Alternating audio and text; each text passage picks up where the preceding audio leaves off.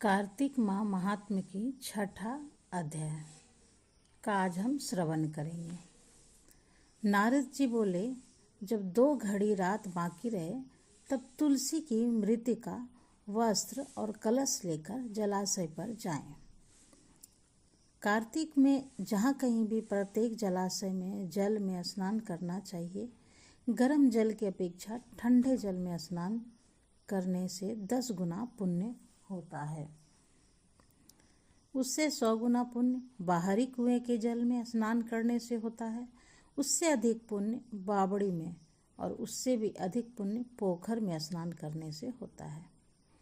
उससे 10 गुना झरनों में और उससे भी अधिक पुण्य कार्तिक में नदी स्नान करने से होता है। उससे भी 10 गुना पुण्य वहाँ होता है जहाँ 2 नदियों का संगम हो, और यदि कहीं 3 नदियों का संगम हो तब तो पुण्य की कोई सीमा नहीं है। स्नान से पहले भगवान का ध्यान करके स्नानार्थ संकल्प करना चाहिए। फिर तीर्थ में उपस्थित देवताओं को क्रमशः अर्घ आचमन्य आदि देना चाहिए। अर्घ मंत्र इस प्रकार है।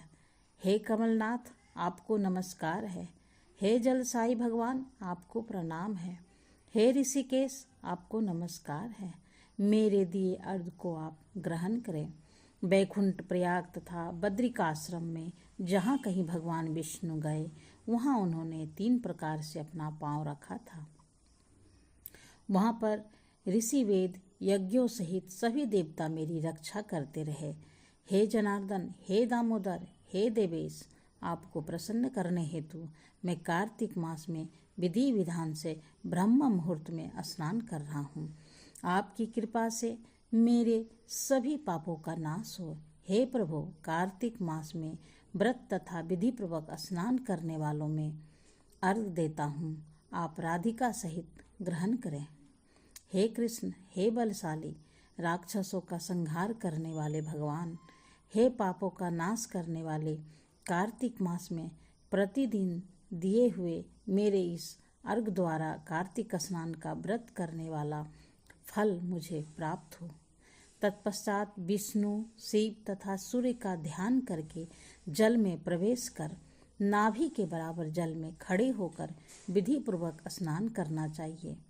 गृहस्थी को तिल और आंवले का चूर्ण लगाकर तथा विधवा स्त्री व यति को तुलसी की जड़ की मिट्टी लगाकर स्नान करना चाहिए।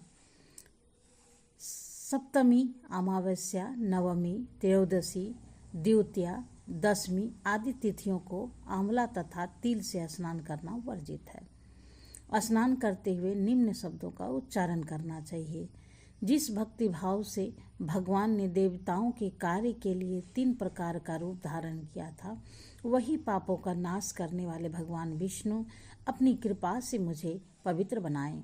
जो मनुष्य भगवान विष्णु की आज्ञा से कार्तिक व्रत करता है उसकी इंद्रादि सभी देवता रक्षा करते हैं, इसलिए वह मुझको पवित्र करे। बीजों, रहस्यों तथा यज्ञों सहित वेदों के मंत्र, कश्यप आदि ऋषि, इंद्रादि देवता मुझे पवित्र करे। अदिति आदि सभी नारियां, यज्ञ सिद्ध सर्प और समस्त औषधियों व तीनों लोकों के पहाड़ मुझे पवित्र करे। इस प्रकार कहकर स्नान करने के बाद मनुष्य को हाथ में पवित्री धारण करके देवता, ऋषि, मनुष्यों तथा पितरों का विधि पूर्वक तर्पण करना चाहिए। तर्पण करते समय तर्पण में जितने तिल रहते हैं उतने वर्ष प्रयत्न व्रती के प्रीतिगण स्वर्ग में वास करते हैं। उसके बाद व्रती को जल में से निकलकर शुद्ध वस्त्र धारण करने चाहिए। सभी तीर्थों के सारे कार्यों से निवृत्त होकर पुनः भगवान विष्णु का पूजन करना चाहिए।